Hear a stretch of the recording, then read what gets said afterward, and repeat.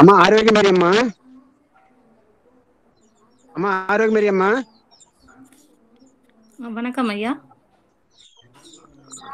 ஆரோக்கிய மாரி அம்மா. இருக்கு சக்கரவர்த்தி. அந்த திருவள்ளுவர் வாழ்த்து பண்றீங்களாம்மா? நல்லா பண்ணுவேன்னு தெரியலையே. ஐயா பாருங்கப்பா நான் பண்ணவா? பண்ணலாம். ஐயா நான் பொன்ரேகா பேசுறேன். சரிங்கம்மா சரிங்கம்மா சரிங்கம்மா சரிங்கம்மா. பொன்ரேகா ஐயா பாடவாயா? சரிம்மா சரிம்மா. நான் ஐயா கிட்ட சொல்லிடுறேன். ஐயா, ஒன்றே உலகம் பிறப்புக்கும் ஒக்கும் எல்லா உயிர்க்கும் இந்த இரண்டாவது பயிலரங்கை சிந்தனையாக, திருவுடன் ஊழல் சிந்தனையாக சிந்தனை அரங்கை மாண்புமிகு திருமிகு கவிமாமணி குமரிச்சனையாவிடம் ஒப்படைக்கின்றேன்.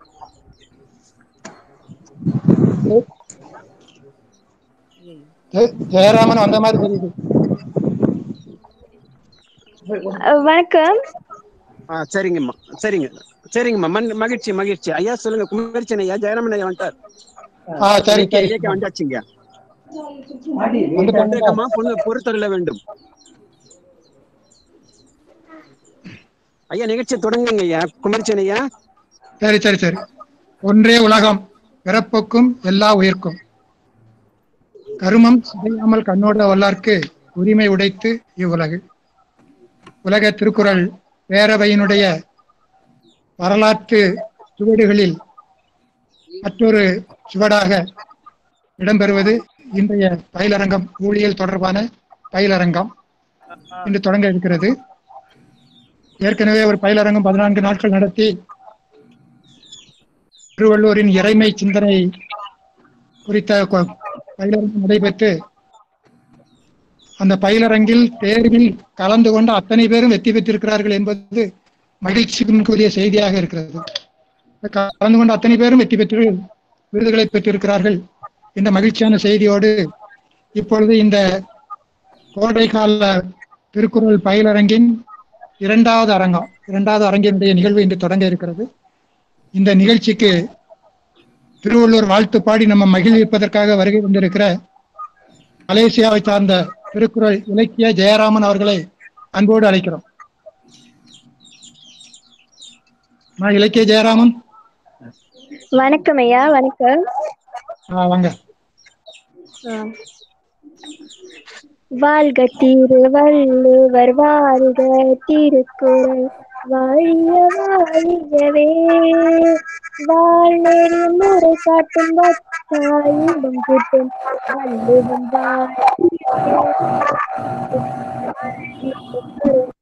பொருள் நீரை பெட்டகம் இன்பக்குறள் வாழியவே, தேன் தமிழ் திருமறை உலக பொதுமறை அருமறை வாழியவே, பிணி நீக்கும் மறுமருந்து பேணுவோர்க்கு பெருவிருந்து தமிழமுது வாழியவே, திருக்குறள் போற்றி பெருவாழ் வேற்றி பெருக நெடுவெற்றி, வாழ்க திருக்குறள், வாழ்க திருக்குறள், வாழிய வாழியவே, வாழ்க திருக்குறள், வாழ்க திருக்குறள், வாழிய வாழியவே.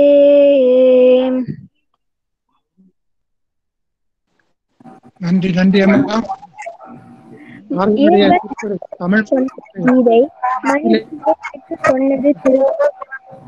பாடலை எழுதி இனிமையாக பாடியமைக்கு நன்றி. அடுத்து அனைவரையும் வரவேற்று மகிழ்விப்பதற்காக வருகை தந்திருக்கிற திருக்குறள் கலாநிதி வாலண்டினா இளங்கோ, இலங்கை உலக திருக்குறள் இளைஞர் பேரவையினுடைய தலைவர் அவர்களை அன்போடு அழைக்கிறோம்.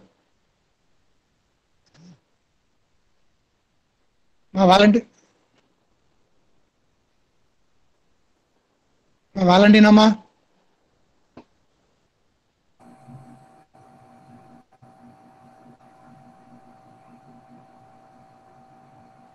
சக்கரவர்த்தியா வந்திருக்காங்களா? வந்தாங்களே. வாலண்டினாமா லைன்ல வந்தாங்க. அம்மா இணைப்புல இருக்காங்க. அட்மிட் தான் பண்ணிருக்காங்க, ஆனா பேச மட்டும் மாட்டேன்றாங்க.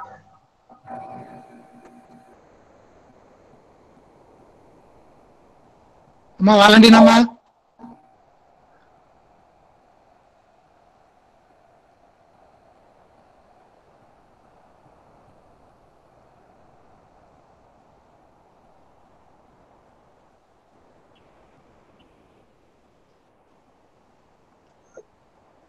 கௌரி பாபு வந்திருக்காங்க சுவிட்சர்லாந்துல இருந்து. அவங்களை வரவேற்பு சொல்லிட்டு நன்றி உரை இவங்களை வேணா மாற்றி போடுவோம்.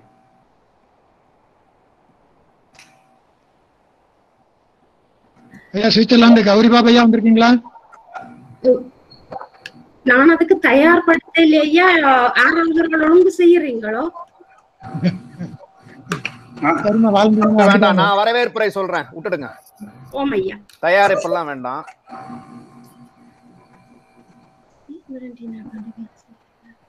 இலங்கையில இருந்து இப்ப பேசுறாங்க ஐயா. நான் பரவாயில்ல, நான் வரவேற்புரை சொல்றேன். இலங்கையில இருந்து ஒரு அம்மையார் பேசினாங்க. தயாரிக்கலையா? பரவாயில்லை. சரி சரி, அப்ப நீங்க சொல்லிடுங்க. உலக திருக்குறள் மையம் சார்பில் இந்த ஊழ் என்ற தலைப்பின் கீழ் 2வது கருத்தரங்கை சீரோடும் சிறப்போடும் நமக்கு வழங்க இருக்கும் திருக்குறள் தூயர், மதிப்பிற்கும் மரியாதைக்கும் உரிய பேராசிரியர் முனைவர் திரு ஐயா மோகனராசு அவர்களே, மற்றும் இந்த நிகழ்ச்சியை நமக்கு நடாத்தி தரும் திருக்குறள் மையத்தினுடைய உறுப்பினராக நிர்வாகத்தில் இருக்கும் கவிமாமணி ஐயா குமரி செழியன் அவர்களே, மற்றும் பொதுச் செயலாளர் ஐயா சக்கரவர்த்தியார் அவர்களே, மற்றும் இங்கே வருகை தந்திருக்கக்கூடிய இந்த பயிலரங்கிலே பங்கு கொண்டு திருக்குறளை ஆய்ந்து அறிந்து அதன் வழி நடக்க தன்னை தயார்படுத்தி கொண்டிருக்கும் அத்துணை பேராசிரிய பெருந்தகைகளே, அறிஞர்களே, கவிஞர்களே, பன்னாட்டிலிருந்து பங்கு பெறும் அத்துணை பேருக்கும் உலக திருக்குறள் ஆய்வு மையத்தின் சார்பாக உங்கள் அனைவரையும் வரவேற்பதில் மிக்க பெருமகிழ்வு கொள்கிறோம். இந்த அரங்கத்தினை சிறப்பாக வழிநடத்தி நமக்கெல்லாம் திருக்குறளின் ஞானத்தை போதிக்கவிருக்கும் ஐயா திரு மோகனராசு அவர்களின் வழியில் இந்த கருத்தரங்கில் நாம் நமக்கு தேவையான அறிவை பெறுவதற்கு திருக்குறள் அமைப்பு சார்பில் நமக்கு அனைத்து உதவிகளையும் நல்கி நம்மை வழிபடுத்தும் நெறியாளர்களையும் வருக வருக வரவேற்று இந்த அரங்கத்தை துவக்கி வைப்பதில் மிக்க மகிழ்வு கொள்கிறோம். நன்றி. ஐயா குமரி செல்வன் அவர்களே, நீங்கள் தொடர்ந்து எடுத்துச் செல்லலாம். நன்றி நன்றி ஐயா, நன்றி. இந்த வரவேற்புரை நிகழ்த்திய ஐயா சுரேஜ்மி அவர்களுக்கு நன்றியை தெரிவித்துக் கொள்கிறோம். முறையாக இந்த அரங்கை தொடங்கி வைத்திருக்கிற, வாழ்த்து பாடி தொடங்கி வைத்திருக்கிற திருக்குறள் இலக்கிய ஜெயராமன் அவர்களுக்கும், இந்த நிகழ்ச்சியை நமக்கு இணைப்பின் வழி இதயங்களை இணைத்து கொண்டிருக்கிற காணொளி நிகழ்ச்சியை நடத்தி கொண்டிருக்கிற இந்த நிகழ்விலே முதன்முறையாக நம்மோடு இணைந்திருக்கிற நண்பர் திருக்குறள் அதிவீர பாண்டியன் அவர்கள் முதன்முறையாக நம்மோடு இணைந்திருக்கிறார்கள். அவர்களுக்கு நம்முடைய நன்றியையும் வணக்கத்தையும் தெரிவித்துக் கொள்கிறோம். பைந்தமிழ் இலக்கிய பேரவை என்ற அமைப்பை நிறுவி ஒரு வரலாறு படைத்துக் கொண்டு வருகிறார்கள். அவர்கள் இன்று நம்மோடு இணைந்து இந்த நிகழ்வை சிறப்புற நிகழ்த்தி கொண்டிருக்கிறார்கள். அவர்களையும் வருக வருக என்று வரவேற்று, முறைப்படி நம்முடைய அமைப்பின் ஏற்கனவே நம்மோடு இணைந்திருக்கிற நல்லாசிரியர் ரத்னா சா மாசிலாமணி அவர்கள், அருள் திருக்குறள் தூதர் மா சக்கரவர்த்தி அவர்கள் ஆகிய பெருமக்களையும் அன்போடு வருக வருக என்று வரவேற்று, இப்பொழுது பயிலரங்கத்தினுடைய தொடக்க உரை நிகழ்த்தி நம்மை மகிழ்விப்பதற்காக, நம்மை சிந்திக்க வைப்பதற்காக, சிறகடித்து பறக்க வைப்பதற்காக, அனைவரும் ஒரு குழப்ப நிலையிலே இருந்து கொண்டிருக்கிற ஒரு கோட்பாடாக நிலவி கொண்டிருக்கிற ஊழியல் பற்றி நமக்கு சிறப்பானது ஒரு உரை நிகழ்த்துவதற்காக தன்னுடைய வாழ்நாள் முழுவதையும் திருக்குறளுக்காகவே அர்ப்பணித்துக் கொண்டு வாழ்வியலாக்கி, பயிலரங்காக்கி, ஆய்வியலாக்கி அனைவரையும் அதில் ஈடுபடுத்திக் கொண்டிருக்கிற அற்புதமான பணியாற்றிக் கொண்டிருக்கிற ஐயா பேராசிரியர் முனைவர் திருக்குறள் தூயர் ஐயா அவர்கள் கு மோகன்ராஜ் ஐயா அவர்களை அன்போடு அழைக்கிறோம்.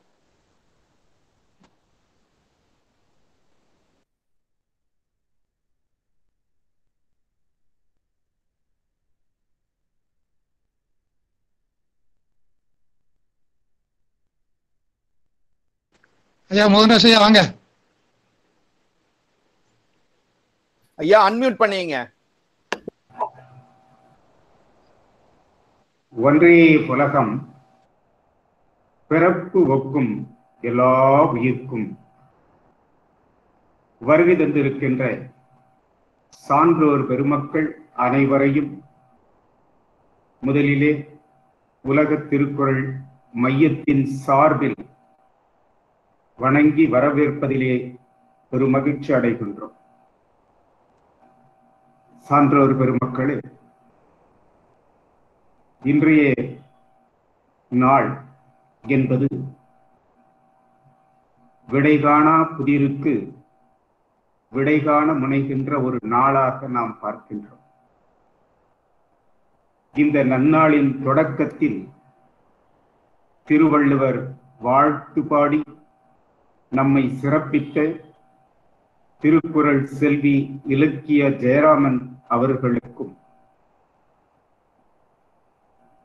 வரவேற்புரை என்ற நிலையில் திடீரென்று தோன்றுவது போல திடீரென்று ஒரு வரவேற்புரை வழங்கி சிறப்பித்திருக்கின்ற மஸ்கட் கவிஞர் சுரஜினி அவர்களுக்கும் இங்கு வருகை தந்திருக்கின்ற சான்றோர் பெருமக்கள் Ilangai, England, Qatar, California, Canada, Muscat, Malaysia என பல நாடுகளில் இருந்தும் வருகை தந்திருக்கின்ற அத்தனை உலக தமிழர்களுக்கும் முதலிலே நெஞ்சார்ந்த நன்றியும் வணக்கத்தையும் தெரிவித்துக் கொள்கின்றேன். அதே போன்று கேரளாவில் இருந்தும் புதுச்சேரியில் இருந்தும் கர்நாடகாவிலிருந்தும் வருகை தந்திருக்கின்ற சான்றோர் பெருமக்களையும் நான் வணங்குகின்றேன். இறுதியில் நன்றி உரை வழங்குவதற்காக சுவிட்சர்லாந்தில் இருந்து வருகை தரும் வாய்ப்புடைய திருக்குறள் கௌரி பாபு அம்மையார் அவர்களுக்கும் நெஞ்சார்ந்த நன்றி வணக்கத்தையும் தெரிவித்துக் கொள்கின்றேன். சான்றோர் பெருமக்களே, 100க்கும் மேற்பட்ட தமிழ் நெஞ்சங்கள், தமிழ் சான்றோர்கள், பேராசிரிய பெருமக்கள், முனைவர் பட்ட ஆய்வாளர்கள்,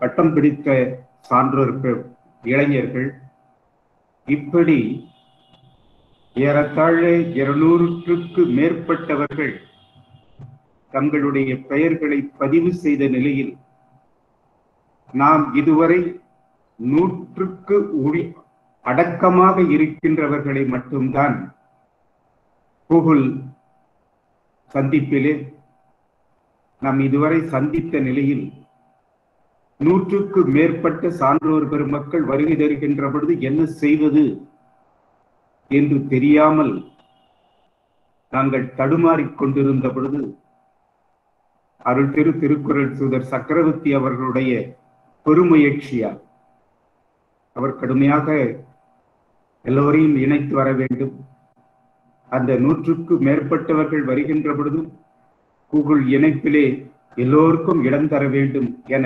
பெருமுயற்சி. ஒரு 4-5 நாட்களாக அவர் தூங்கியிருப்பாரா என்று கூட தெரியாது. அந்த அளவிற்கு கடுமுயற்சி எடுத்து நம்மையெல்லாம் ஒருங்கிணைப்பதற்கு அவர்கள் எடுத்த அந்த முயற்சி பெரும் பாராட்டிற்குரிய ஒன்று.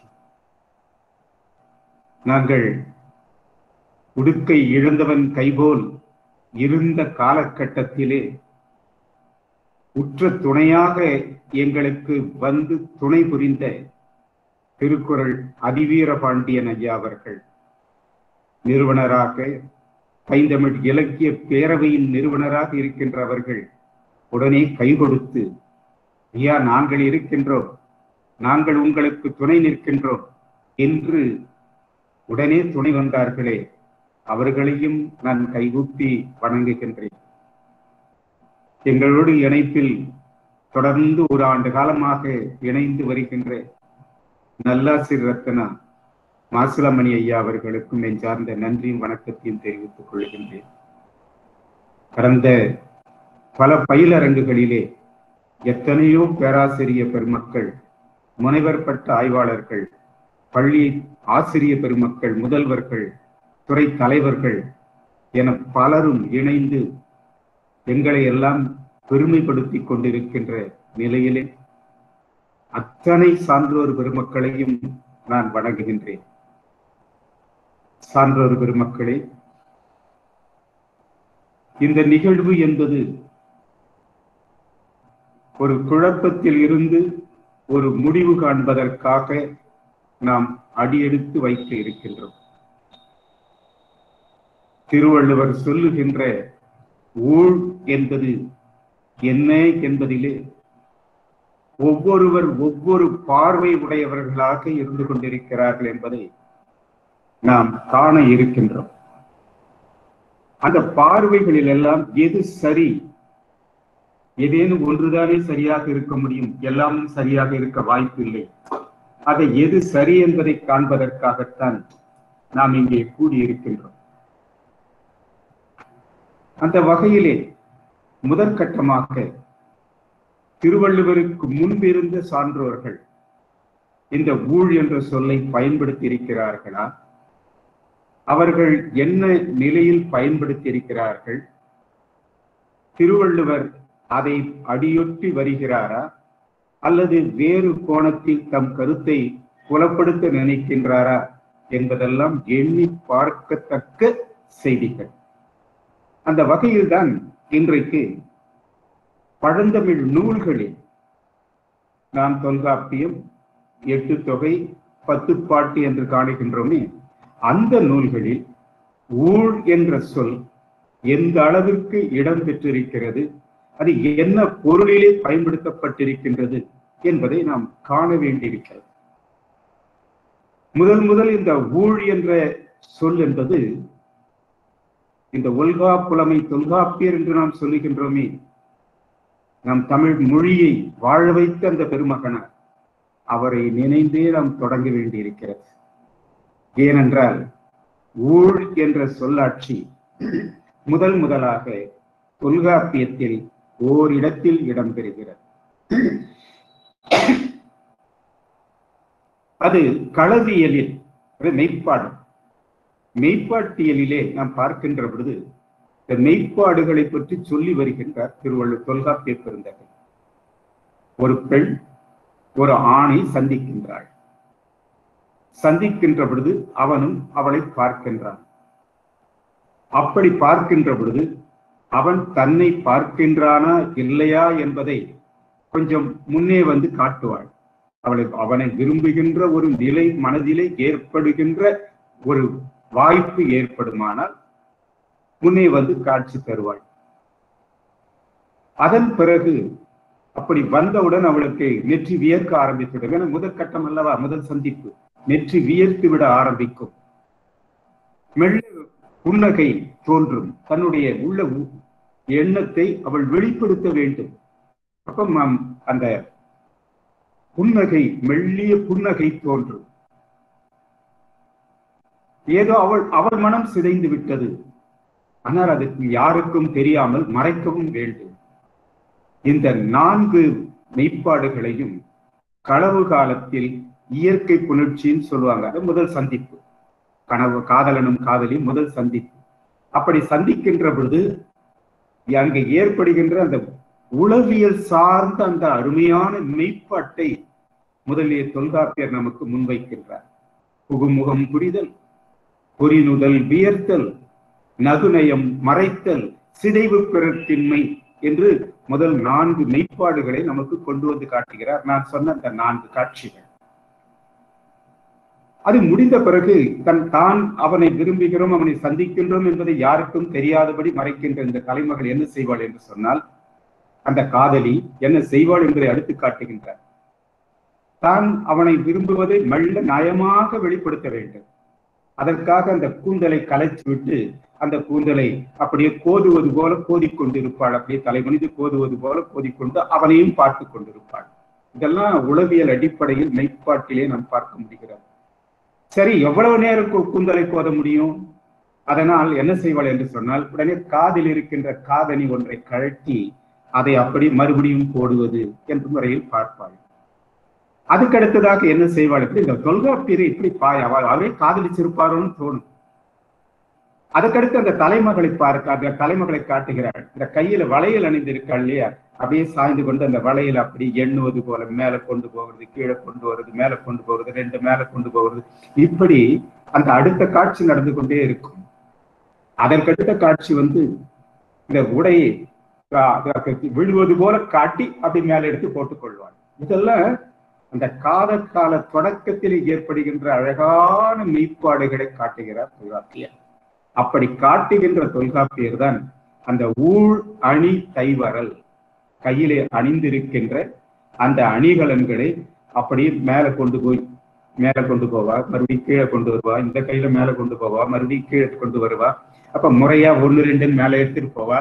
அப்ப இதெல்லாம் அவளை என்னமோ அவனை பார்க்காத மாதிரியும் ஓரக்கண்ணில் பார்த்து கொண்டு இந்த காட்சிகளை எல்லாம் நடத்தி கொண்டிருப்பாள். இந்த காட்சியின் ஒரு கூறுதான் ஊழ் அணி தைவரல். அப்ப அந்த இடத்தில் ஊழ் என்பதற்கு முறையாக முறைய ஒரு தடவை மேல கொண்டு போறது, மறுபடியும் கீழே கொண்டு வருது, மேல கொண்டு போறது, இந்த கையில மேல கொண்டு போறது, கீழே கொண்டு வருது, அது முறையாக என்ற பொருளில் ஊழ் என்ற சொல் பயன்படுத்தப்பட்டிருக்கிறது. இதுதான் நமக்கு கிடைத்த முதல் சான்று. இரண்டாவது, சங்க இலக்கியங்களுக்கு நாம் வருவோம் என்று சொன்னால் 100க்கு மேற்பட்ட இடங்களில் ஊழ் என்ற சொல் பயன்படுத்தப்பட்டிருக்கிறது. ஒரு கணக்கில் 88 என்று விட நான் ஒரு கணக்கு எடுத்து பார்த்தேன். அது கொஞ்சம் கூடுதலாகவே இருப்பதாக தெரிகிறது. சுமார் 100 இடங்களிலே ஊழ் என்ற சொல் பயன்படுத்தப்பட்டிருக்கிறது. என்ன நோக்கில் அது பயன்படுத்தப்பட்டிருக்கிறது என்பதுதான் நாம் எண்ணி பார்க்க வேண்டிய ஒன்று. இயற்கை என்பது எல்லாம் ஏதோ ஒரு ஒழுங்கு நிகழ்ந்து கொண்டே இருக்கிறது. எல்லாமே ஒரு கட்டுப்பாடு இருக்கிறது, ஒரு படிநிலை வளர்ச்சி இருக்கிறது. இந்த இயற்கையை நாம் பார்க்கின்ற பொழுது ஏதோ ஒரு கட்டுப்பாடு, ஒரு வளர்ச்சி நிலை, எல்லாவற்றிலும் ஒரு ஒழுங்கு நிலை என்று இருப்பதை நாம் காணுகின்றோம். இந்த ஒழுக்க கட்டுப்பாட்டு நிலையைத்தான் நாம் இயற்கை நியதி அல்லது இயற்கை முறைமை அல்லது இயற்கை சட்டம் என்று நாம் சொல்லுகிறோம். லா ஆஃப் நேச்சர் என்று சொல்வார்கள். இது நாம் முதலிலே எண்ணி பார்க்கத்தக்க ஒன்று. இந்த இயற்கையில் இருக்கின்ற நிகழ்ச்சிகளில், அந்த இயற்கையோடு நடைபெறுகின்ற நிகழ்ச்சிகளில் ஊழ் என்ற சொல்லை சங்க புலவர்கள் பெரிதும் பயன்படுத்தி இருக்கிறார்கள். நாம் சொன்ன இந்த சுமார் 100 இடங்கள் என்று சொல்லுகின்றோமே, அந்த 100 இடங்களில் பெரும்பாலும் பகுத்து காண்போமானால், ஒன்று இந்த செடி கொடி மலர் போன்றவற்றோடு தொடர்புபடுத்தி பார்த்திருக்கிறார்கள். இரண்டாவது, அந்த ஓரறிவு உயிர் என்று சொல்லுகிறோமே அந்த தாவரங்கள், அதை எடுத்து அதுக்கடுத்து நீங்கள் பார்ப்பீர்களானால் பிற உயிரினங்கள், அதனோடு தொடர்புபடுத்தி ஊழ் என்று சொல்லி பயன்படுத்தி இருக்கிறார்கள். மூன்றாவதாக மனிதர்களுடைய செயற்பாடுகள், அந்த செயற்பாடுகளோடு தொடர்புபடுத்தி ஊழ் என்று சொல்லி பார்த்திருக்கிறார்கள். அப்ப இந்த 3 கூறுகள் நமக்கு கிடைக்கின்றன. அதன் பிறகு ஒரு கருத்தியலாக ஊழிக்காலம் அல்லது ஊழி என்று சொல்லுகின்றோமே, அந்த ஊழோடு தொடர்பட்டதாக அந்த சொல்லும் நமக்கு சங்க இலக்கியங்களில் இடம் பெற்றிருக்கிறது. இது என்னென்ன பொருளில் இடம் பெற்றிருக்கிறது என்பதுதான் இப்பொழுது நம்முடைய பார்வை. இப்ப முதலாவதாக இந்த ஓரறிவு உயிர்கள் என்று சொல்லுகின்றோமே, தொல்காப்பியர் நாம் தமிழர்கள் இந்த பரிணாம வளர்ச்சி மிக அழகாக அறிவியலோடு நமக்கு முன்னெடுத்து வைத்திருக்கின்றார்கள். ஒன்றறிவதுவே, உற்றறிவதுவே, இரண்டறிவதுவே, அதனோடு வாயே, மூன்றறிவதுவே அவற்றோடு மூக்கே, நான்கறிவதுவே அவற்றோடு கண்ணே, ஐந்தறிவதுவே அவற்றோடு செவிய, ஆறறிவதுவே அவற்றோடு மனநே. மூளையில தான் நெஞ்சம் இருக்குன்னு சொன்னவன் தமிழன். அந்த ஒன்றறிவதுவே அப்படின்னு வருகின்ற பொழுது இந்த தாவரங்கள், உயிரினங்கள், செடி கொடிகள் இவற்றை எல்லாம் எடுத்து சொல்வார்கள். அந்த செடி கொடிகளோடு தொடர்படுத்தி நாம் பார்க்க போகிறோம். இப்போது ஒரு மலர், அந்த மலர் நாம் எடுத்துக்கொண்டு பார்ப்போமானால் அதனுடைய பருவங்களை நம்முடைய தமிழர்கள் மிக நுணுக்கமாக பார்த்திருக்கிறார். முதலாவது அரும்பு, அரும்பு விடுதல், மலர் அரும்பு விடுவது, அரும்பு விடுவது, அப்பதான் முளை விட்டு வருவது. அதன் பிறகு முகை என்று சொல்வார்கள், அது மொட்டு, முகை என்று சொல்வார்கள். அது பிறகு போது, அது 4வது படிவம் மலர், 5வது படிவம் அலர், 6வது படிவம் வி, 7வது படிவம் செம்மல். அப்படி ஒரு மலரையே அதனுடைய படிநிலை வளர்ச்சியை நாம் 7ஆக பகுத்து காண்கிறோம். நம்ம திருக்குறளை நாம் பார்க்கின்ற பொழுது ஒரு தலைமகள் சொல்வாள், காலை அரும்பி பகலெல்லாம் போதாகி மாலை மலரும் இந்நோய் என்று தனக்கேற்பட்ட அந்த காதல் நோயினை அந்த தலைமகள் ஒரு மலரின் 3 பருவங்களோடு எடுத்து காட்டுகிறார். இந்த 3 பருவத்தோடு முகை என்பது அங்கே அடங்கி இருக்கிறது. அரும்பு, முகை, போது காட்டுகிறார் திருவள்ளுவர். அதற்கடுத்து மலரை காட்டுகிறார். ஆக இந்த 4ஐயும் உள்ளடக்கமாக வைத்துதான் அந்த குறள் எழுதப்பட்டிருக்கின்றது. காலை அரும்பி பகலெல்லாம் போது ஆகி மலரும் இந்நோய். இப்ப 3 கூறுகள், மலரின் 3 கூறுகள் அது உள்ளடக்கமாக இருப்பதை பார்க்க முடிகிறது. இதிலே இவற்றோடு தொடர்புபடுத்துகிறார் இந்த ஊழ் சங்க புலவர்கள். ரொம்ப நம்மளாம் இயற்கையோடு இயற்கையாக வாழ்ந்தவர்கள் நம் புலவர் பெருமக்கள்.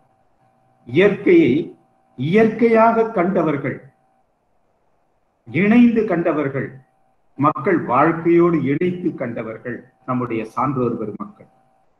அதனால்தான் இயற்கையோடு இயற்கையாக வாழ்ந்த காரணத்தினால் ஒவ்வொன்றையும் அவங்க அணுக்கமாக போய் நுணுக்கமாக பார்த்த பார்வை அதை நம்முடைய இலக்கியங்களில் பதிவு செய்திருப்பதை நாம் பார்க்க முடிகிறது.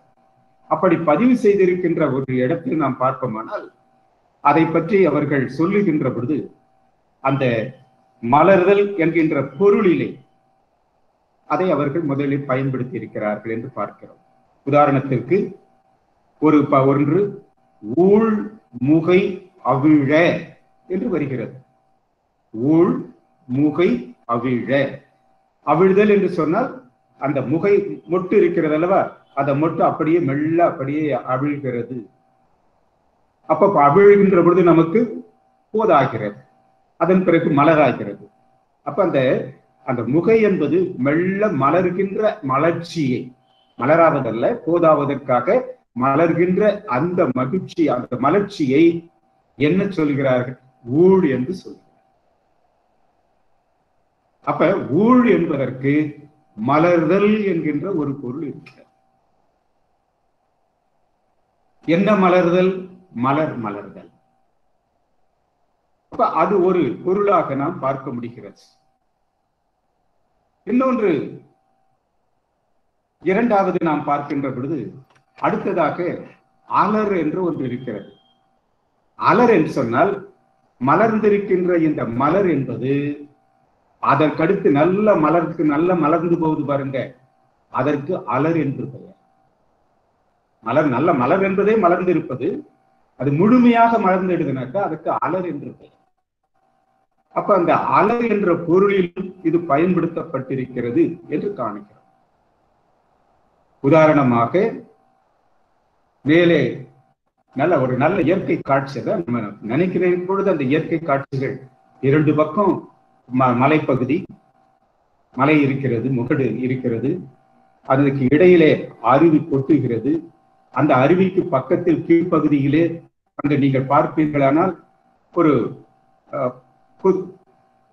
ஒரு மலர் கொட்டு, வேங்கை மலர். அந்த வேங்கை மலர் கொத்து கொத்தா பூக்கும். அந்த வேங்கை மலர் அதாவது என்ன அழகா சொல்றாருன்னா, அந்த அருவி வீழ்கின்ற துளி அதன் மீது பட்ட உடனே, அந்த துளி பட்ட உடனே என்ன செய்கிறதா, அந்த முகை மொட்டு அப்படியே கொஞ்சம் அப்படியே மலர்கிறது. அந்த மலர்ந்த மலர் இன்னும் அந்த தண்ணி பட்டவுடனே அந்த மலர் அப்படியே முழுதுமாக அது அலராகி விடுகிறது என்று காட்டுகிறார் சங்கப்புலவர்கள். எதனால அலராச்சுன்னா அந்த தண்ணி விழுந்துதான்.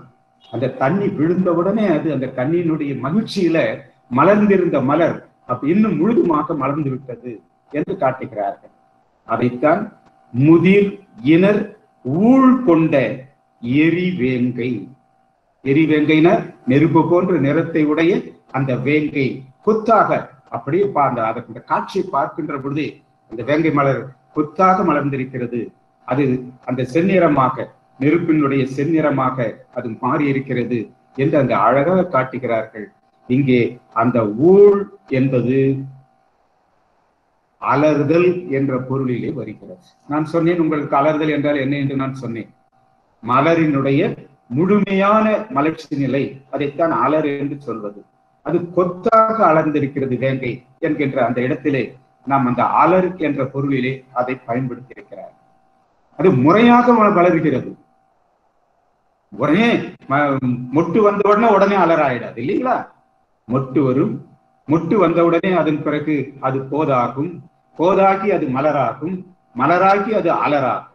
அப்படி ஒரு படிநிலை வளர்ச்சி இயற்கையில் காணுகின்ற அந்த படிநிலை வளர்ச்சியை, அந்த முறைமையை, இயற்கையினுடைய அந்த நிலையை இங்கே ஊழ் என்ற சொல்லால் பயன்படுத்துகிறார். அதே போன்று இன்னொரு இடத்திலே நீங்கள் பார்ப்பீர்களானால் இந்த உதிர்ந்து வீழ்தல் என்கின்ற ஒரு பொருளிலும் அது பயன்படுத்தப்பட்டிருக்கிறது. உதிர்தல், ஊழ் உரு தீங்கணி. நல்ல நரமையா நல்ல பழம், மரத்தில் இருக்கின்ற பழம் அப்படி கீழே உதிர்கிறது. அந்த உதிர்தல் என்ற பொருளிலே ஊழ் என்ற அந்த சொல் பயன்படுத்தி இருக்கிறார். அதனால்தான் ஊழ் உரு தீங்கணி என்று அதை சொல்லுகிறார். ஒரு தலைமகள் தாயினுடைய பாதுகாப்புல இருக்கா, ரொம்ப கட்டுப்பாடோடு அந்த தாய் வைத்துக் கொண்டிருக்கிறார். ஆனா இவன் தலைவன் வருவதை பற்றி இவன் நினைத்துக் கொண்டிருக்கின்றார். அந்த நினைப்பில் அவள் கையில் இருக்கின்ற வளையல், கை மெலிதாக இருக்குது இல்லைங்களா, வருத்தத்தால் அந்த வளையல் கீழே விழுகிறது. விழுந்து அது அப்படியே சிதறி அப்படியே விழுகின்ற அந்த நிலையை அந்த காந்தல் மலர் கீழே விழுகின்ற அந்த காட்சியை கொண்டு வந்து காட்டுகிறார். ஊழ் ஒரு கோடல் போல் எல் வளை உகுபவால், அந்த கையில் விழுக்கின்ற வளையில் கீழே விழுகிறது, உடைந்து விழுகிறது. அதனுடைய காட்சி அப்படி விழுந்து எழுந்தவுடனே அது விழுகின்ற அந்த காட்சியை காட்டுகின்ற பொழுது காந்தல் மலர் அது அப்படியே உதிர்ந்து விழுவது போல காட்சியளிக்கிறது.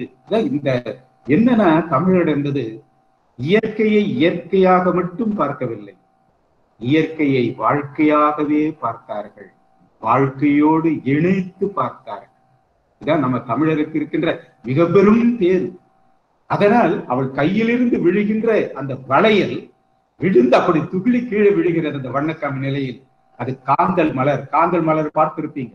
அந்த காந்தல் மலர் கீழே விழுந்து அது விழுவதற்கு போன்று தோன்றுகிறது என்று அவர் சொல்லுகின்ற பொழுது அந்த உதிர்தல் என்ற பொருளில் பயன்படுத்தப்பட்டிருக்கிறார். அதன் பிறகு முற்றுதல் என்கின்ற ஒரு பொருள், ஊழ்படு முதுகாய். முற்றுதல், முற்றி இருக்கின்ற அந்த காய். இப்ப அந்த காய் இப்பொழுது முற்றி அதன் பிறகு பழமாக போகிறது. அடுத்த கட்டம் அந்த காய் முழு வடிவத்தில் வந்திருக்கிறது என்ற அந்த முற்றுதல் என்கின்ற பொருளை பயன்படுத்தி இருக்கிறார். அதே போன்று தீஞ்சுவை பழவின் பழம் ஊழ்க்குமே. பழத்தினுடைய பழம் தயாராக நல்ல முற்றி நல்ல நிலையிலே இருக்கிறது என்று காட்டுகிறார்கள். அது தீஞ்சுவை பழவின் பழம் ஊய்க்குமே. அப்ப முற்றுதல். ஏன்னா இதெல்லாம் இந்த இயற்கை காட்சியோடு அப்படியே ஒன்றி ஒவ்வொன்றா நுணுக்கமா பார்த்திருக்காங்க, ஒவ்வொரு படிநிலை வளர்ச்சியும் பார்த்திருக்காங்க. அதன் பிறகு பழுத்தல் என்ற பொருளிலே இது பயன்படுத்தப்பட்டிருக்கிறது. கோடைக்கு ஊழ்த்த கமல் நரும் தீங்கணி என்கிறது அகநானூறு. கோடைக்கு ஊழ்த்த கமல் நரும் தீங்கணி, ரொம்ப இனிமையான பழம். அது ஊழ்த்தது என்று சொன்னால் பழுத்தது, கோடையிலே அது பழுக்கின்றது. அப்ப அந்த பழுத்தல் என்பதற்கு ஊழ் என்ற பொருளை பயன்படுத்தி இருக்கிறார்கள். இன்னொன்று இருக்கிறது, செவ்வி அழிதல் என்ற ஒன்று இருக்கிறது. அப்ப நம்ம மலர் என்பது அலராகிறது, அலர் என்பது அடுத்தது முற்றுகிறது, அது வி என்ற ஆகும். அதன் பிறகு செவ்வி என்று ஆகும். செவ்வி அழிதல் அப்படின்னாக்க நிறம் மாறுதல் அர்த்தம். நிறம் மாறுதல், அதுதான் செவ்வி அழிதல் என்று சொல்லுவாங்க. கடைசியில மலர் அது வாடி போன பிறகு அது நிறமே மாறி போகுது இல்லைங்களா? இருந்த நிறத்திலிருந்து மாறுது. எத்தனையோ மலர்களை நாம் பார்க்கிறோம். அதை போல இங்கே ஒரு பாலை நிலம், அந்த பாலை நிலத்துல தலைமகன் பிரிந்து நினைக்கிறான். பாலை நிலத்து வழியா போகணும். அப்ப தலைமகள் என்ன சொல்ற, நீ பிரிந்து போகிறத என்னால தாங்க முடியாது, நானும் வருகிறேன் என்று சொல்லுகிறார். அப்ப அவன் சொல்லுகிறான், நீ பாலை நிலத்துக்கு வர்றதை பற்றி கவலை இல்லை, அங்க நீங்க வருகின்ற பொழுது என்ன ஆகுனாக்க அந்த மரம் இருக்கும், ஆனா அந்த மரத்துக்கு கீழே நிழல் இருக்க, அதனால உன்னுடைய உடல் வாடி போகின்ற நிலை, அந்த நிறம் மாறி போகின்ற நிலை கூட ஏற்படும். அதை எப்படி நான் தாங்குவேன் என்று கேட்கிறான் தலைவர்.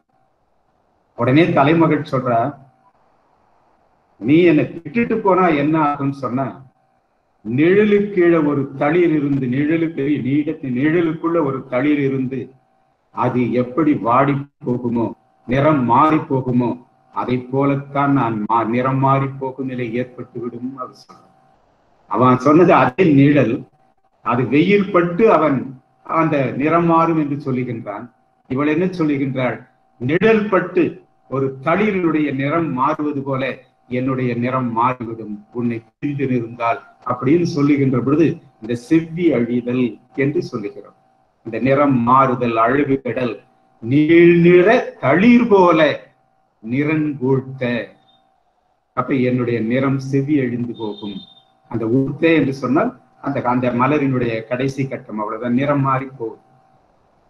ஆக ஒரு மலரை எடுத்துக்கொண்டு இத்தனை கோணங்களிலே, அதுவும் ஊழ் என்ற சொல்லை பயன்படுத்தியே அது அலர்தல், அதன் பிறகு முற்றுதல், காய் போன்றவைகள் முற்றுதல், இப்படிப்பட்ட பொருள்கள், செவ்வி அழிதல் போன்ற பழுத்தல், செவ்வி அழிதல் போன்ற பொருள்களில் ஊழ் என்ற சொல் பயன்படுத்தப்பட்டிருக்கிறது.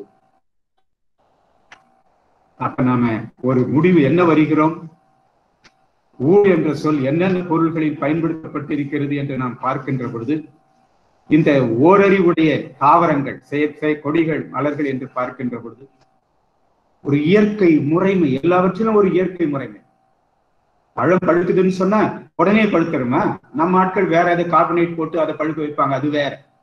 ஆனா இயற்கை அதெல்லாம் செய்யாது. அது முறைப்படி பிஞ்சு விட்டு காயாகி, காய் பின்னர் கனியாகுதல் என்பது ஒரு இயற்கை முறைமை என்று இருக்கும். அதே போன்று மலர் என்று எடுத்துக் கொள்ளுகின்ற பொழுதும் அது பல இயற்கை படிநிலைகளை கொண்டதாக அமைகிறது. அரும்பாகிறது, முகையாகிறது, போதாகிறது, மலராகிறது, அலராகிறது, வீயாகிறது, செம்மலாகிறது. ஆக ஒவ்வொன்றிலும் ஒரு ஒழுங்குமுறை, ஒரு முறைமை, இயற்கை முறைமை இழையோடு இருப்பதை நாம் பார்க்க முடிகிறது. அந்த இயற்கை முறைமையைத்தான் ஊழ் என்று சொன்னார். நன்றாக நினைவித்துக் கொள்ளுங்கள். ஒரு கட்டத்தை நாம் நகர்த்தி இருக்கிறோம். இயற்கை முறைமை அது மலர்தல், அலர்தல், உதிர்தல், முற்றுதல், பழுத்தல், செவ்வியழிதல் என்ற பொருள்களிலெல்லாம் பயன்படுத்தப்பட்டிருப்பதை நாம் பார்க்க முடிகிறது. அப்ப ஊழ் என்றால் இங்க விதின்னு ஏதாவது பொருள் இருக்கா? இதுவரையிலும் இல்லை. பழகினை பயன் இருக்கா? இல்லை. அப்ப ஒரு ஓரறிவுடைய அந்த தாவர வகை, செடி கொடிகளில் மலர்கள், பழங்கள், இவையெல்லாம் பல நிலைகளில் மலர்தல், அலர்தல், உலர்தல், உதிர்தல், முற்றுதல், பழுத்தல், செவ்வியழிதல் என்ற பொருளில்தான் அந்த இயற்கை முறைமை பயன்படுத்தப்பட்டிருக்கு. ஒரு பழம் ஊழ்த்தது அல்லது ஒரு காய் ஊழ்த்தது பழமாகியதுன்னு சொன்னாக்க, அப்ப படிநிலையில் அங்கெல்லாம் இருக்குன்னு இருக்கும். அது பிஞ்சா முதல்ல இருந்து பூவா இருந்திருக்கும், பூ பிஞ்சாகி இருக்கும், பிஞ்சானது அதன் பிறகு காயாகி இருக்கும், காயானது பழமாகி இருக்கும். அப்ப அந்த இயற்கை முறைமை உள்ளடக்கி அதன் பிறகுதான் அது பழமாகிறது என்று பார்க்கிறோம். இந்த முறைமையைத்தான் ஊழ் என்று சொன்னார்கள். இது நாம பார்க்க வேண்டியது ஒன்று. சரி, இது ஓரறிவு உயிர்களாக இருக்கின்ற அந்த செடி கொடிகளுக்கு மட்டும்தான், அங்க இருக்கின்ற மலர் காய்கனிகளுக்கு மட்டும்தானா என்றால் பிற உயிரினங்களுக்கும் வருகிறார். அதிலே ஒன்று, இந்த உழுகின்ற எருது இருக்கிறதே, அந்த எருதுக்கான அந்த கொம்பு ஒன்று இருக்கிறது. அந்த கொம்பு மெல்ல மெல்ல மெல்ல மெல்லதான் வளரும். உடனே அது பிறக்கும் பொழுதே உடனே கொம்பு வந்துடுறாரு இல்லைங்களா? அப்ப அந்த கொம்பு மெல்ல மெல்ல மெல்ல மெல்ல மெல்ல மெல்ல வளர்கின்ற அந்த வளர்ச்சி இருக்கு பாருங்க, அந்த வளர்ச்சியோடு தொடர்படுத்தி அந்த எருதினுடைய மேலே இருக்கின்ற அதனை அந்த காளை, அந்த உழுகின்ற அந்த காளையினது அந்த கொம்பு மெல்ல மெல்ல மெல்ல மெல்ல வளர்கின்ற அந்த வளர்ச்சி நிலையை ஊழ் என்று சுட்டி இருக்கிறார். உழுது ஊர் காளை, ஊழ் கோடு, கோடு என்று சொன்னால் அந்த கொம்பு.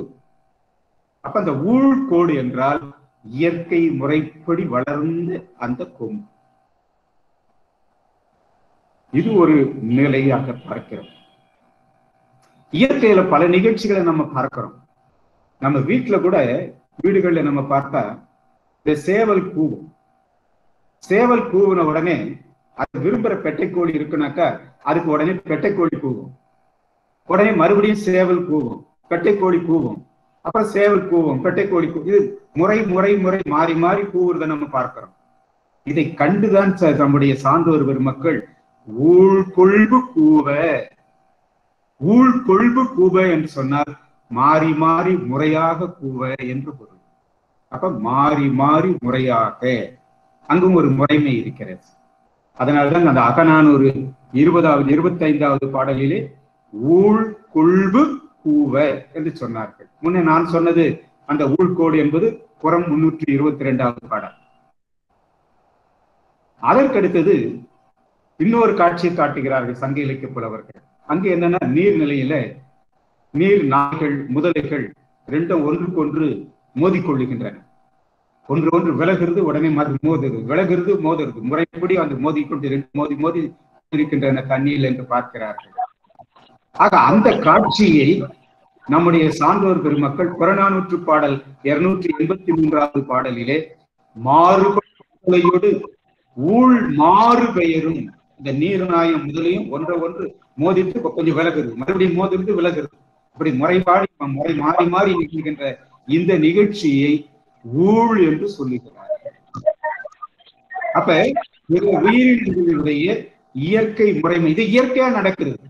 யாரும் போய் நீர்நாய முதலைய நீர்நாய் ரெண்டு பேரும் சண்டை போட்டுக்குங்க அப்படின்னா சொல்லுவாங்க? இல்லை, இயற்கையாக நடக்கின்றது, முறையாக நடந்து கொண்டிருக்கிறது என்ற அந்த நிலைப்பாட்டைத்தான் ஊழ் என்ற சொல் பயன்படுத்தப்பட்டிருக்கிறது என்று நாம் பார்க்கிறோம்.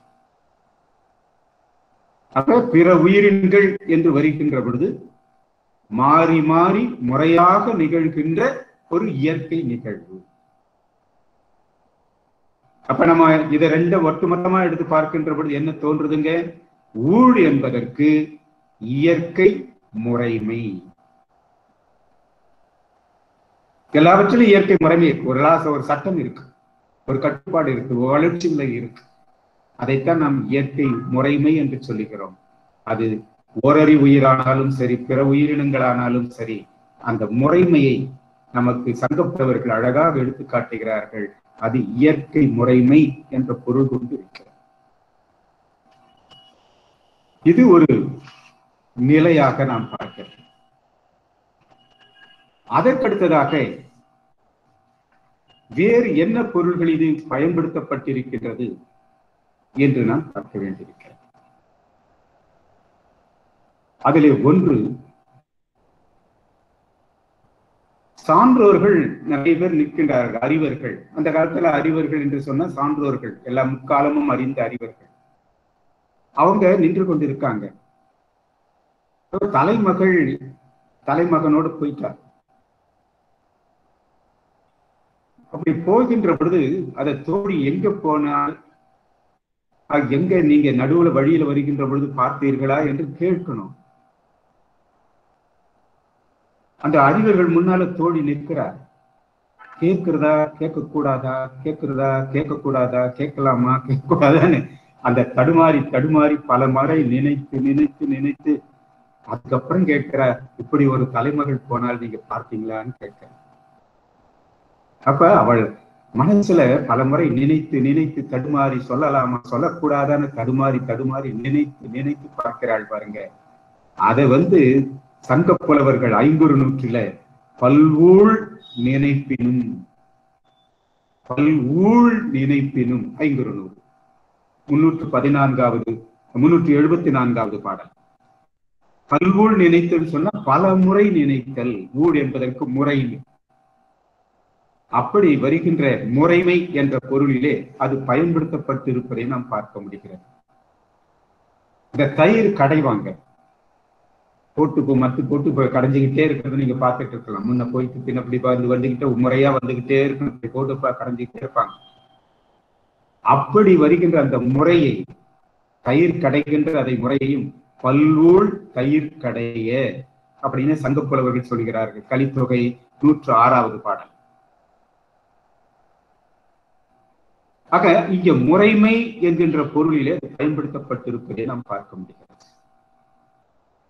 அடுத்தது அடுத்தடுத்து நிகழ்கின்ற நிகழ்ச்சியை சுட்டுவதற்கும் கூட இந்த முறைமை என்கின்ற இந்த ஊழ் என்கின்ற சொல்லை அவர்கள் பயன்படுத்தி இருக்கின்றார்கள்.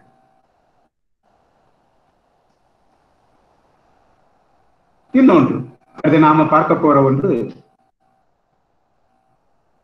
ஒரு மன்னனுடைய விருந்தோம்பலுக்கு போகிறார்கள். மன்னர் அவர்களை அழைக்கின்றான். அழைத்து நிறைய எடுத்தோம். நம்ம சங்க புலவர்கள் உங்களுக்கு தெரியும், எடுத்த உடனே அவன் கள்ளு கொடுப்பான் நிறைய. நம்ம எல்லாம் வெளிநாட்டுல இப்ப குடிக்கிறாங்களா, பீர் குடிக்கிறாங்க இல்லைங்களா, அது போல நம்ம எடுத்த உடனே அரசன் முதல்ல கள்ளு கொடுப்பான். கள்ளு கொடுத்து நல்ல இவங்க உடையெல்லாம் மாற்றி அவங்களை குடிக்க வைத்து எல்லாம் செய்து அழகுபடுத்தி எல்லாத்தையும் கொண்டு இந்த பாணர் பாடினேர் போன்றெல்லாம் செய்த பிறகு என்ன செய்வான், கள்ளு கொடுத்துட்டு அவங்க ஒரு நல்ல நிலைக்கு வந்துருவாங்க. வந்த உடனே நல்லா கொழுக்க இந்த உணவு ஊன் உணவு, மாமிச உணவு அதை கொடுப்பான், சூடா கொடுப்பான். இது பாவம் பல நாள் அடிபட்டவங்க இல்லைங்களா, சோ எங்கேயும் இது இவ்வளவு அழகா தின்று இருக்க மாட்டாங்க. அது சூடா இருக்கும் பொழுதே எடுத்து வாயில போட்டுக்கிட்டாங்க. வாயில போட்ட உடனே என்ன ஆகுதுங்க, ரொம்ப சூடா இருக்கு. அப்ப அந்த நாக்குல இந்த பக்கம் தள்ளுறது அந்த பக்கம் தள்ளுறது, சூடா ஆற்றுவதுக்கு அந்த பக்கம் இந்த பக்கம் தள்ளிட்டே இருப்பாங்க பாருங்க. அந்த காட்சியை மிக அழகாக காட்டுகின்றார்கள் குறுநராற்றுப்படை 105, 106வது வரிகள். என்னன்னா, காழின் சுட்ட கொழுமுன் கொழும் குறை, நல்ல கொழுத்துன்னு அந்த கால் பகுதி இருக்கு பாருங்க, அந்த பகுதியிலிருந்து எடுத்து அந்த கொழுத்து போன அந்த நல்ல சதை பகுதி அதை சூடாக்கி கொடுத்த உடனே ஊழின் வாய் ஒற்றி வாய் வெய்து ஒற்றி இந்த பக்கம் தள்ளி பாக்குறாங்க, இந்த பக்கம் தள்ளி பாக்குறாங்க. சூட ஆற்றுவதற்கு நாம கூட சில நேரங்கள்ல சூடான ஒன்று போட்டுட்ட உடனே என்ன செய்வோங்க, அப்படி இப்படி தள்ளி தள்ளி பார்ப்போம், நாட்களை சுட்டி அதை ஆற்றுவதற்கு முயற்சி செய்வோம். அப்படிப்பட்ட நிலையில் ஊழின் வாய் வெய்து ஒற்றி என்கிறார். அங்கென்ன முறையா மாறி மாறி வருதுன்னு அர்த்தம். இந்த பக்கம் போகுது, இந்த பக்கம் வருது, அந்த உள்பகுதியில இந்த பக்கம் வருது, அந்த பக்கம் போக்குறாங்க, நாக்கை தள்ளி தள்ளி போட்டு பாக்குறாங்க.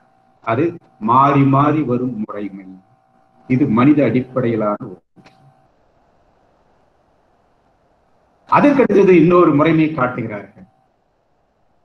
அந்த படகுத்துறையில படகு ஒன்று இருக்கிறது, ஓடம். அந்த ஓடத்துல சிறியவர்கள் பெரியவர்கள் எல்லாரையும் எடுத்துக்கிட்டு அந்த பக்கம் கொண்டு போய் விடுறாங்க. மறுபடியும் அங்க இருக்கிறவர்களை கொண்டு வந்து இங்க விடுறாங்க. மறுபடியும் இங்க இருந்து அங்க கொண்டு விடுறது, அங்க இருந்து இங்க கொண்டு வந்து முறையா மாறி மாறி மாறி நடக்கிறது. அந்த நீர்நிலையில நடக்கின்ற அந்த நிகழ்ச்சியை ஊழ்மாறு உய்க்கும் அறத்துறை அம்பி. ஊழ்மாறு உய்க்கும்னா முறையா மாறி மாறி மாறி அங்க போறது இங்க வருது, மக்களை பெரியவங்களை இளைஞர்களை அங்க கூட்டிட்டு போறது, ஏற்றிட்டு போறது, மறுபடியும் அங்க இருந்து இங்க கொண்டு வருது. இப்படி நடக்கின்ற இந்த நிகழ்ச்சி முறை மாறி மாறி வருகின்ற அந்த முறைமை. இது ஒன்று நாம் பார்க்கின்றோம். இன்னொன்று, அந்த இடிக்கின்ற ஒரு நிலையை காட்டுகிறார் திருவள்ளுவர், சங்க இலக்கிய புலவர்கள். இடிக்குது. எப்படி இடிக்கிறது அப்படின்னு பார்க்கின்ற பொழுது, முரசு போட்டு நல்லா இடி இடின்னு அந்த முரசு முழங்குவாங்க, டம் டம்னு அடிப்பாங்க. அதெல்லாம் அந்த காலத்து வீரத்தினுடைய விளையாட்டுக்கள். அது வீர போருக்கு போர்கின்றார்கள் என்று சொன்னால் அந்த முரசு முழங்குவார்கள், அல்லது எதேனும் நீதி வழங்க வேண்டும் என்று சொன்னால் முரசு முழங்குவார்கள், மக்களுக்கு ஏதேனும் அறிவிக்க வேண்டும் என்றால் முரசு முழங்குவார்கள். அந்த முரசு முழங்குவது போல இடி முழக்கம் முழங்கி மழை பெய்கிறது என்று சொல்கிறார்கள். அதையும் ஊழ் என்று சொல்கிறார். அதனோடு பொருத்தி பார்க்கின்ற ஒரு நிலைப்பாடு. ஆக நாம் இங்கே பார்க்கின்ற இந்த நிலைகளில் மனிதனோடு ஒப்பிட்டு பார்க்கின்ற பொழுது இந்த ஊழ் என்பது மாறி மாறி வருகின்ற அந்த காட்சி செயற்கை காட்சிகள். இது இயற்கை காட்சி அல்ல, வாழ்க்கையினுடைய செயற்கை காட்சியாக அதை நாம் பார்க்கின்றோம். அதை ஊழ் என்று அவர்கள் சொல்லி இருக்கின்றார்கள். அதற்கடுத்ததாக நாம் பார்க்கின்ற ஒன்று ஊழ் என்பதற்கு அந்த இயற்கை நிகழ்வை குறுந்தொகை 270வது பாடல் கடி இகு முரசில் முழங்கி இடித்து இடித்து பெய்க என்றது ஊழின் என்று சொல்லுகிறார்கள். முறைப்படி ஊழின் கடிப்பு இகு முரசு, அது முறைப்படி மாறி மாறி மாறி மாறி முழங்குவது போல அந்த வானத்து இடி முழங்கி கொண்டு மாறி மாறி மாறி விளங்குகிறது என்பதற்கு அந்த இயற்கை நிகழ்வை காட்டுகிறார்கள். இது ஒரு பகுதியாக நாம் காண்கிறோம். இன்னொரு பகுதி அரசியல். இப்ப நாம இயற்கை முறைமையை பார்த்தோம், மனித செயற்கை முறைமையை பார்த்தோம், இப்பொழுது அரசியல் முறைமை. புறநானூற்று 29வது பாடல் உறையூர் முதுக்கண்ணன் சாத்தனார் என்ற புலவர் பாடல். அவர் சோழன் நலங்கிள்ளியை பற்றி பாடுகின்ற பாடல். அவர் என்ன சொல்கிறார்? என்னுடைய படை வீரர்கள் பெரும் வெற்றி பெற்று திரும்பி இருக்கிறார்கள், இனி அவர்களுடைய வாழ்க்கை எப்படி அமைய நீ வழிகாட்ட வேண்டும் என்று சொன்னார். வருகின்றவர்களுக்கெல்லாம் விருந்தோம்புகின்ற வழிமுறையாக வருகின்ற அந்த பண்புதான் இனிமேல் வளர்க்க வேண்டும், அந்த செய்கையை தான் நீ மேற்கொள்ள வேண்டும். அப்படி அந்த முறைப்படியான செய்கையாக உன்னுடைய வாழ்க்கை அமையட்டும் என போர் முடிஞ்சிடும். போர் வீரர்கள் வெற்றியோடு திரும்பிட்டாங்க. நட்போடு இனி நட்பு வேண்டும். இதாங்க நம்ம தமிழன் வெறும் போர்னாக்க வெற்றி கொள்வது ஏதோ ஒரு நிகழ்வுக்காக வெற்றி கொள்வார். அந்த வெற்றிக்கு பிறகு பகை பாராட்ட மாட்டார். பகைவனை கூட நட்பாக்கி கொள்ளுகின்ற அந்த நல்ல உள்ளம் படைத்தவன் தமிழ். பகை நட்பா கொண்டொழுகும் என்று வள்ளுவ பெருந்தகை சொல்வார். அதனால்தான் இந்த உலகமே நிலைத்து நிற்கிறது. ஆக பகைவனை வென்ற பிறகும் கூட அப்படியே அணைத்துக் கொண்டு நீ பார், உன்னுடைய நாட்டை நீ ஆள், ஆனால் நல்ல முறையிலே ஆட்சி செய் என்று அவரை வழியேற்றி அனுப்புவார்கள் தமிழர்கள். தமிழ் அரசர்களும் அப்படித்தான். ஆக அப்படி இனி நீ வென்றாய் நின்றாய், இனி உன்னுடைய முறைப்படியான செயல் என்ன? வருகின்றவர்களுக்கெல்லாம் விருந்தோம்பி ஒப்புரவு செய்து வாழ வேண்டி இருக்கிறது. அப்படி ஆற்றுப்படுத்துகின்ற அந்த பாடலில் வருணருக்கு உதவி ஆற்றும் நண்பின் பண்புடை ஊழிற்று ஆக நின் செய்கை. இனி உன்னுடைய வாழ்க்கை நல்ல வருகின்றவர்க்கெல்லாம் விருந்தோம்புவதாக, வருகின்றவர்களெல்லாம் ஒப்புரவு செய்வதாக உன் வாழ்க்கை அமையட்டும், முறையாக அமையட்டும் என்று அரசியல் முறைமை உரைப்பதாக இந்த பாடல் அழகாக அமைந்திருக்கு. தமிழனுடைய எப்போதுமே அவன் தாங்க அவன் மேலதான் இருப்பான். அவன் கீழே கீழ்கடமான பண்புகளுக்கெல்லாம் எப்பவும் பரவே மாட்டான். அவன் உயர்ந்த பண்போடு அங்கேயே இருந்துட்டுதான் இருப்பான். அதன் பிறகு இன்னொரு காட்சியை காட்டுகின்றார்கள். பட்டினப்பாலை 227வது பாட அடியிலே அங்கு வருகிறது. திருமாவளவன் இப்ப இருக்கிற கட்சியில் இருக்கிற திருமாவளவன் நினைச்சாதீங்க. இது கரிகால் பெருவளத்தானுக்கு திருமாவளவன் என்று ஒரு பெயர் உண்டு. அவனை இளமையிலேயே சிறு வயதிலேயே செய்து சிறையில போட்டுடுறாங்க. சிறையில போட்டு அவனுக்கு ரொம்ப கொடுமைப்படுத்துறாங்க. ஆனா அவன் சிறைக்குள்ளே வாழ்கின்ற காலகட்டத்திலே எல்லா பயிற்சிகளையும் பெற்றுக் கொள்ளுகிறான். எப்படியாவது ஒரு காலகட்டத்தில் என் அரசுரிமையை நான் பெற்றாக வேண்டும் என்கின்ற துடிப்பு நிலை, அந்த எண்ணத்தோடே அந்த சிறைச்சாலையில் அவன் வளர்கிறான். அப்படி வளர்ந்த பிறகு என்ன ஆகிறது?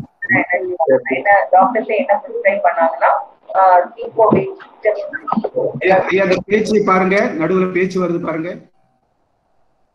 அது வந்தவுடன் ஒரு காலகட்டம் வளர்ந்த பிறகு இனி விடுதலை தான், நம் அரசை நாம் பெற்றாக வேண்டும், நமக்குரிய உரிமை நாம் விட்டு கொடுக்க கூடாது என்று கரிகால் பெருவளத்தான் ஒரு காலகட்டத்தில் அந்த சிறையில் இருந்து குதித்து மதில் முதல் ஏறி மேலே வருகின்ற பொழுது அந்த படை வீரர்கள்லாம் வருகிறார்கள். அவர்களை எல்லாம் வீழ்த்தி விட்டு முறைப்படி தன்னுடைய அரசுரிமையை அவன் எய்துகின்றான். அவன் தமிழன் அப்ப காட்டிட்டான், நாங்கள் யாருக்கும் அடிமையாக மாட்டோம், வீறு கொண்டு எழுந்து எந்த ஒரு கொடுமையாக இருந்தாலும் நாங்கள் வென்று காட்டுவோம் என்று நினைப்பது தமிழனுடைய நிலை. அதனால்தான் அவன் அந்த அரசுரிமையை முறைப்படி பெற்றான் என்று பட்டினப்பாலை நமக்கு சொல்லுகிறது.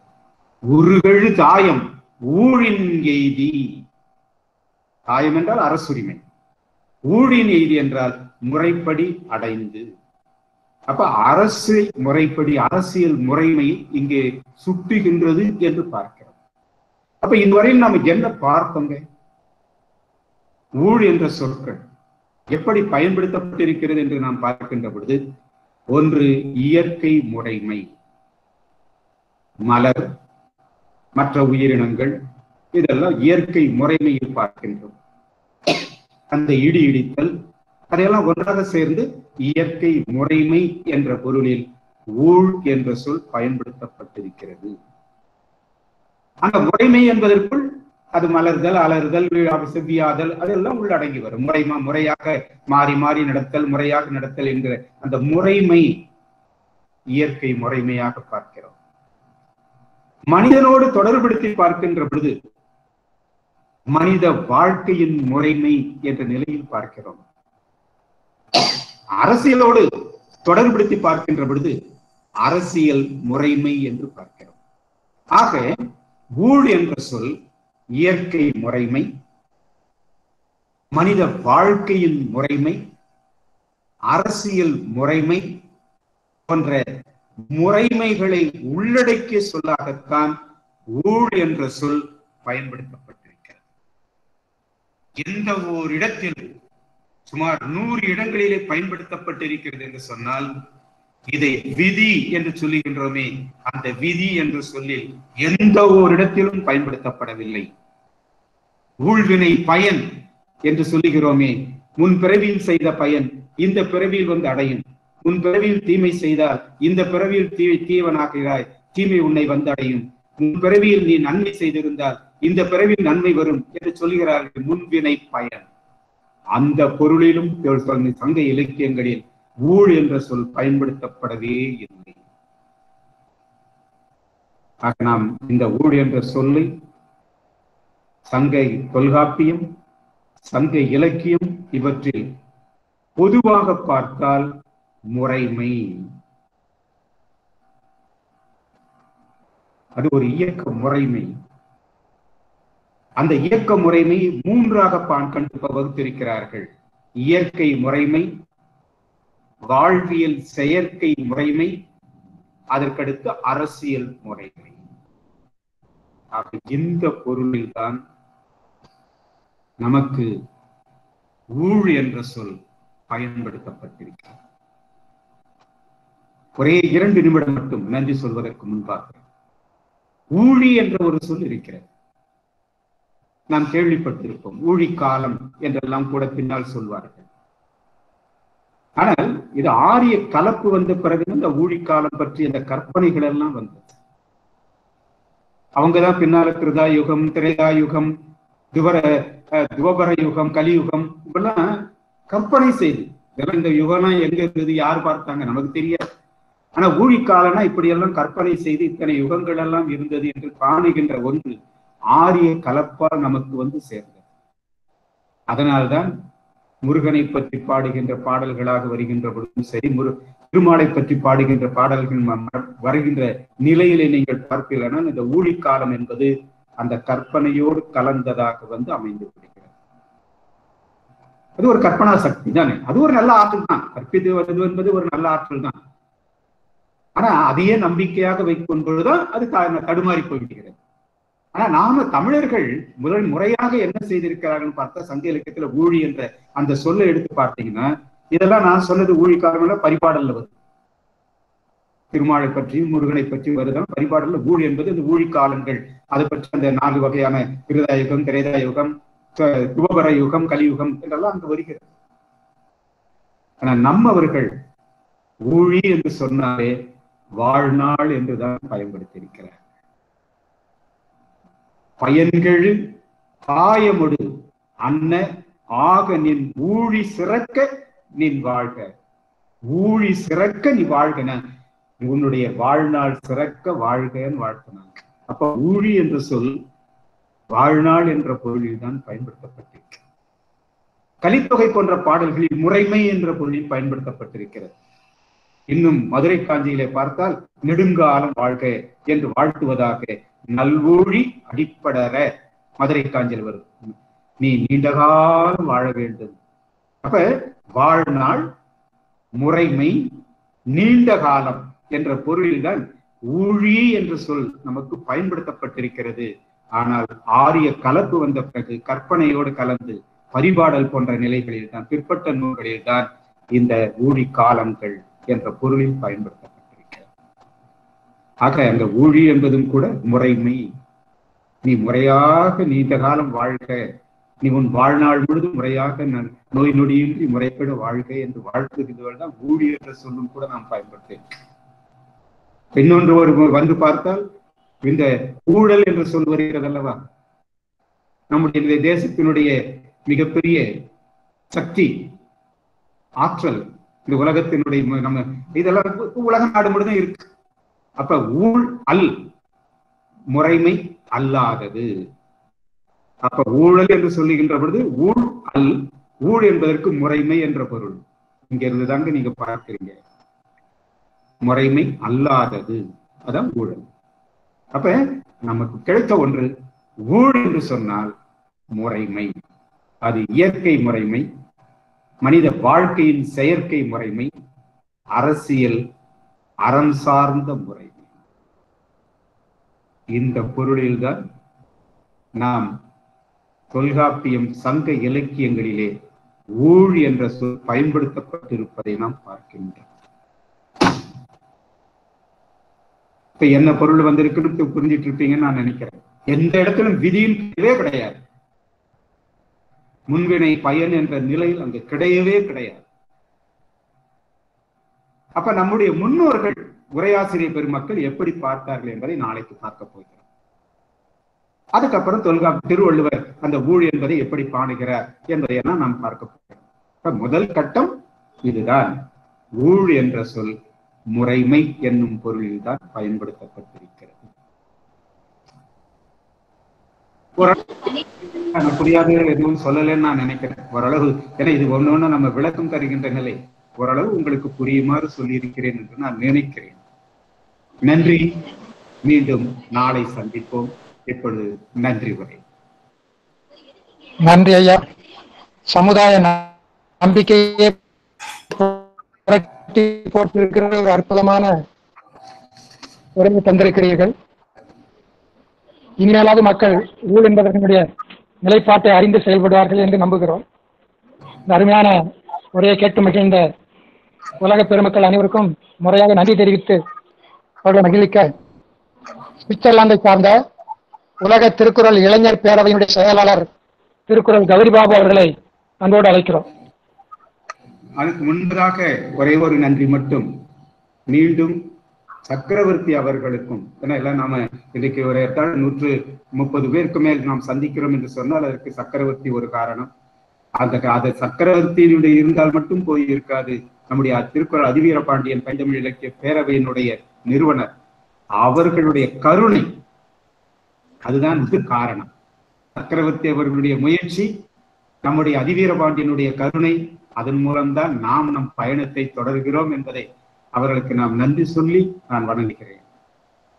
நம்முடைய இணைப்பு நிலையிலே நம்முடைய கவிமாமணி குமரிச்செழியன் ஐயா அவர்களுக்கு நான் நன்றி தெரிவித்துக் கொள்கிறேன். பல நாடுகளிலிருந்து வருகை தந்திருக்கின்ற அத்தனை சான்றோர் பெருமக்களுக்கும், இந்திய சான்றோர் பெருமக்களுக்கும் எல்லாருக்கும் நன்றி தெரிவித்து அமைகிறேன். நன்றி. ஆமா, சொல்லுங்க. எங்கள் வாழ்வும் எங்கள் வளமும் மங்காத தமிழென்று சங்கே முழங்கு. உலகளாவிய ரீதியில் திருக்குறளுக்கு ஒளிதரும் புத்தாக்க புனித பயணத்தின் முதல் பயிலரங்கில் இணைந்துள்ள பேராசிரியர்கள், முனைவர்கள், பட்டதாரிகள், தமிழ் சான்றோர்கள் அனைவருக்கும் அன்பு கலந்த வணக்கம்.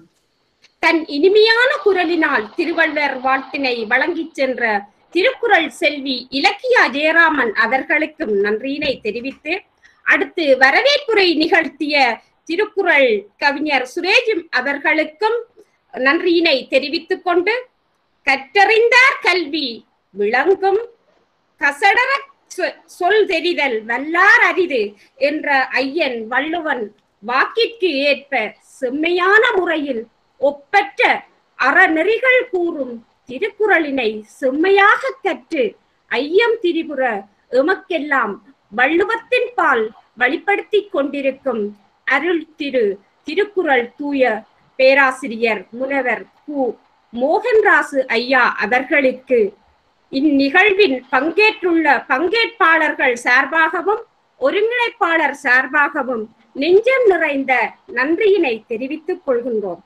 இந்நிகழ்வினை மிக சிறப்பாக ஒருங்கிணைத்துக் கொண்டிருக்கும் திருக்குறள் அதிவீர பாண்டியன் நிறுவனர் பைந்தமிழ் இலக்கிய பேரவை நல்லாசிரியர் ரத்னா திருக்குறள் மாசிலாமணி ஐயா அவர்களுக்கும் மனம் நிறைந்த நன்றிகள். அடுத்து உலகின் பல பாகங்களிலிருந்தும் திருக்குறளின் பால் கற்றுக்கொண்ட அனைத்து தமிழ் உறவுகளையும் இணைக்கும் பாலமாக செயற்பட்டு கொண்டிருக்கும் அருள் திருக்குறள் தூதர் மா சக்கரவர்த்தி ஐயாவிற்கு நன்றியினை தெரிவித்துக் கொள்கின்றோம். வையத்துள் வாழ்வாங்கு வாழ்பவன் வானுரையும் தெய்வத்துள் வைக்கப்படும் என்று திருக்குறள் கூறும் வள்ளுவம் காட்டும் வாழ்வியல் நெறிகளை பின்பற்றிட வள்ளுவத்தின் புகழ் பரப்ப இணைந்து கொண்டுள்ள அனைத்து அன்பு உறவுகளுக்கும் நன்றியினையும் வணக்கத்தினையும் தெரிவித்து நிறைவு செய்கின்றேன். வள்ளுவத்தின் நெறி பரப்ப வழி சமைப்போம் வாருங்கள். நன்றி, வணக்கம். நன்றி நன்றி அம்மா. தெளிவான நீண்டதொரு அருமையான நன்றியுரை வழங்கிய திரு கௌரி அவர்களுக்கு உலக திருக்குறள் மையத்தின் சார்பில் நன்றியை தெரிவித்துக் கொள்கிறோம்.